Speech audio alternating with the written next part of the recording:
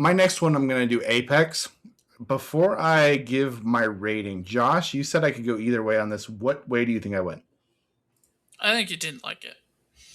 Uh, Okay. Simply because it is an imperfect movie, and I think when I said this was Taron Egerton's best performance, or possibly, I think that might have skewed your expectations in a positive light. And when the things that are the problem with this movie happen, I think that turns you off a lot. Okay. Okay. I actually did really like this movie, quite a bit. I do think Blackbird is a better performance if I had to give that, but I think this is number two. The performance is incredible, and it takes a movie that should have been and could have been pretty mediocre, like that was a decent watch, to an extremely fun watch because Charlize Theron and Taron Egerton absolutely smash it out of the park. They take a kind of like there's a crazy guy in the woods and he's hunting the girl, pretty generic story to a different level because they act it so well. They take a script that is honestly a pretty generic script and they act it so well and it raises things up. And then they have cinematography and a beautiful, beautiful location that increases everything. It increases everything. Every part of it is better because it's so visually appealing. Um, and Lauren, you should watch the first 15 minutes or 10, 15 minutes of this show because it is freaking awesome. The beginning of this movie is like, I don't get scared of heights, but I was like, damn. And the part where there's a death, the part with the death is bone chilling and nightmare inducing. It is fantastic. I love the beginning of this movie. I love that Charlize Theron did most of her stunts. She's the one going down Whitewater River rafting. After I watched this movie, I was watching extreme whitewater river rafting on YouTube. I just got super into it. I have a coworker who does this kind of river rafting, and he's going to teach me how to do it and like flipping everything. I wouldn't have had that conversation except for this movie. Like it actually affected my real life and things that I'm going to do in the future this summer. It's So you've never gone white river rafting? I've gone whitewater river rafting, but he's doing it in the kayaks, and that's what she's Ah, taking. And I'm gonna go on one of those kayaks and go down that the river. that I'm was very going to be excited. my next question. If it was going to be the kayak or like the big boat with people. Yeah, I've done the Yeah. big boat. I've wanted to do the kayaks forever. I'm so pumped. I'm so excited. I'm so excited.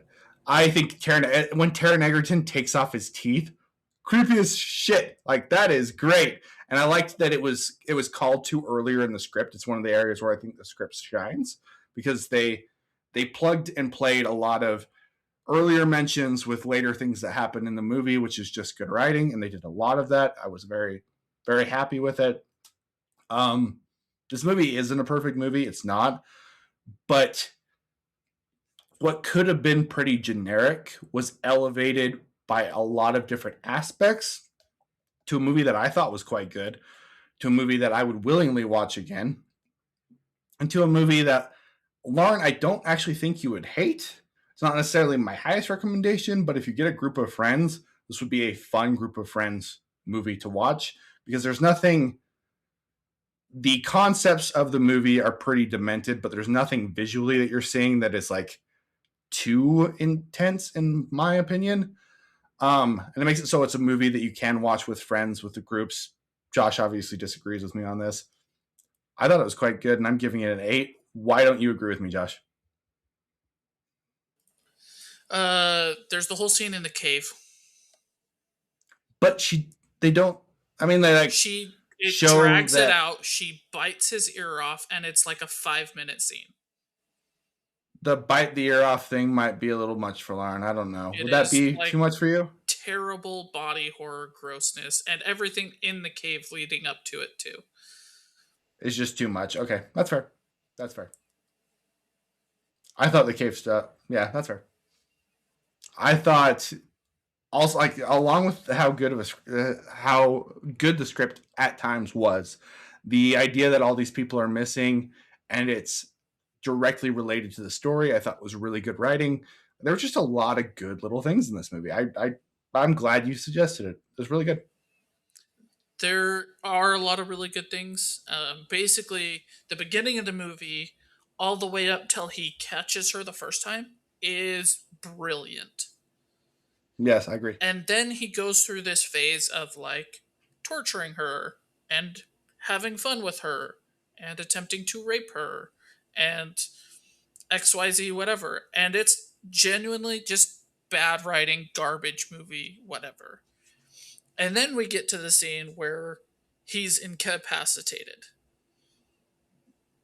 And then from there to the end of the movie, we're back to a brilliant movie. I thought that that middle section is a big turnoff for this movie. Interesting. I thought the part where they are on the beach was the lowest part of the movie Yeah, for me. yeah. Okay, that's part. That's part. From then, like when From they then start to on, okay. climb, they Okay. Okay. it becomes really good again. But basically, it turns into like, well, why did he hunt her? Why did he? Why Why did did he hunt her? Why all of these things? How in the world Yeah. is he catching her? Yeah, Like you're in the middle of the jungle and she's not leaving a track, and she literally just climbed up a rock yeah. wall. How the heck did She you climbs catch her? up and down that rock wall like 6 times. Yeah.